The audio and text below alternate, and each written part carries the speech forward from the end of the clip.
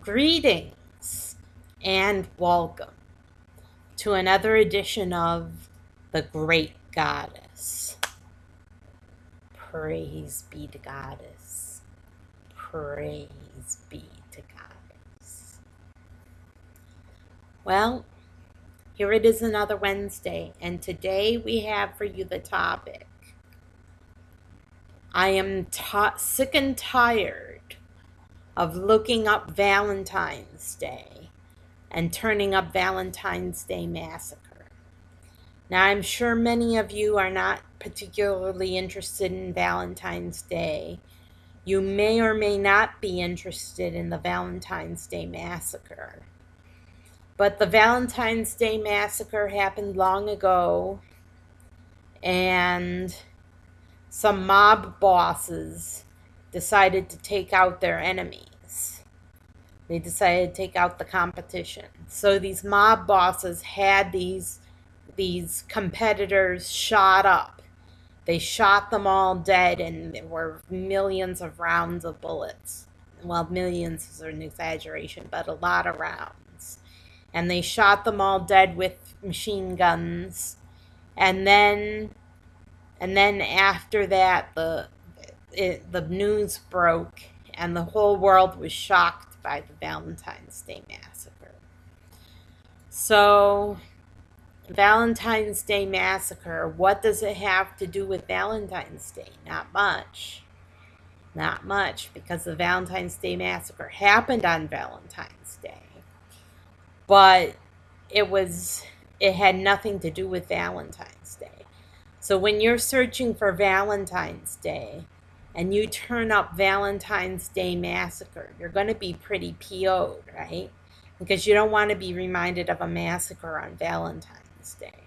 But that's exactly what happens with these search engines. With these search engines, you enter in your criteria, Valentine's Day, and then it turns up everything that has to do with Valentine's Day, including Valentine's Day Massacre. It can't make the distinction. And this is a problem not only with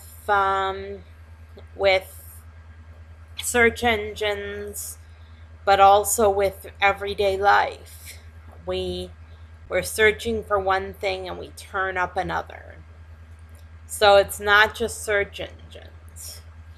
And why is it that Valentine's Day Massacre is the first thing in the search results when you search for Valentine's Day?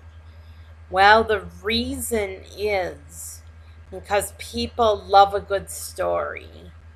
And when they're focused in on a story, they ignore everything else. They just focus in on that story like a laser beam. And people who are fans of the Valentine's Day Massacre naturally think about it around Valentine's Day, so that's when they search for it. But people who aren't searching for it don't want to see it.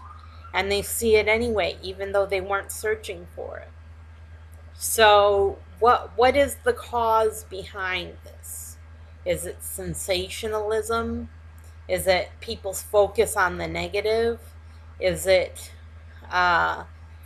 just a habit people are in?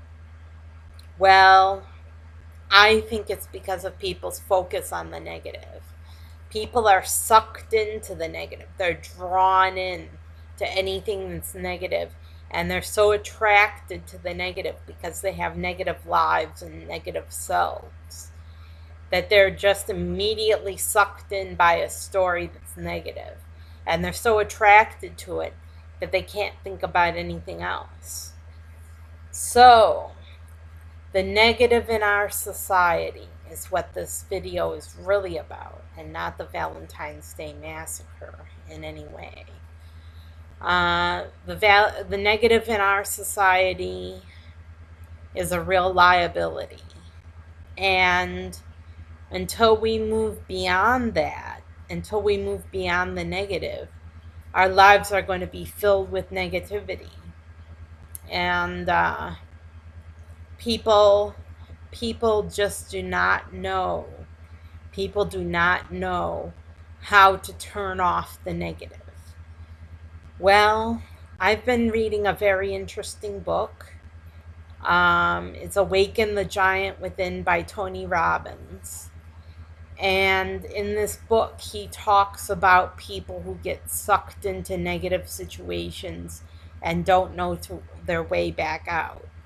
Some of it is because people make rules for themselves that are totally negative, and they can't get past those rules that they have for themselves. Other times, people have had negative experiences, what he calls references. References are negative experiences that people remember over and over again because they're always focused in on the negative things that have happened to them. And I have my share of negative references, trust me.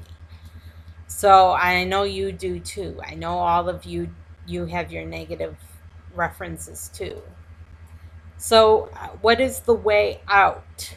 What is the way out of this never-ending cycle of negativity, of rules and references and questions that we ask ourselves, and metaphors and all the things that cause us to think the way we do, and to have unskillful questions that we ask ourselves and unskillful metaphors? Well, the way out is to first catch yourself doing it. First catch yourself doing it. And then try to reverse it. Come up with a different metaphor or a different question. Or think of a different reference. Somebody who's famous, you can use their references too. And think of and make a new rule. And you can pull yourself right up by the bootstraps. You can pull yourself out of negativity by changing your questions or your metaphors or your references or your rules. And he talks about all of this in his book. So what does that mean for us? What does that mean for ordinary people like us? Are we supposed to indeed awaken the giant within by squelching down negativity? Are we squelching it down? Well, no. Negativity exists. Once you get over it, you can get past it. So when you're done reading about the Valentines Day Massacre and you're kind of sick of it, you won't want to return to it. So you can use that. You can use that experience, that negative experience of reading about the Valentine's Day Massacre, or even witnessing it on TV, a reenactment, to pull yourself out. You can get leverage on yourself. And Tony talks about this in his book. You get leverage on yourself, and you use that leverage to pull yourself out of a negative situation, because the idea of remaining in the negativity is so painful that you do almost anything to get out of it. And that's how you can use that leverage on yourself to stop thinking negative thoughts. And each time you catch yourself thinking a negative thought, reverse it. Reverse it and think of a positive alternative, and reinforce that positive alternative in your mind until it becomes like second nature. And if you do that, then you won't think negative thoughts as often, and you can even reward yourself for not thinking negative thoughts. When you've gone a whole day without thinking negative thoughts, have yourself a bubble bath, or treat yourself to a book you like, or do something positive that it rewards yourself and reinforces that you don't think negative thoughts. I'm Sarah Jane Alpha Wolf signing off. Have a terrific week, and don't be thinking negative thoughts.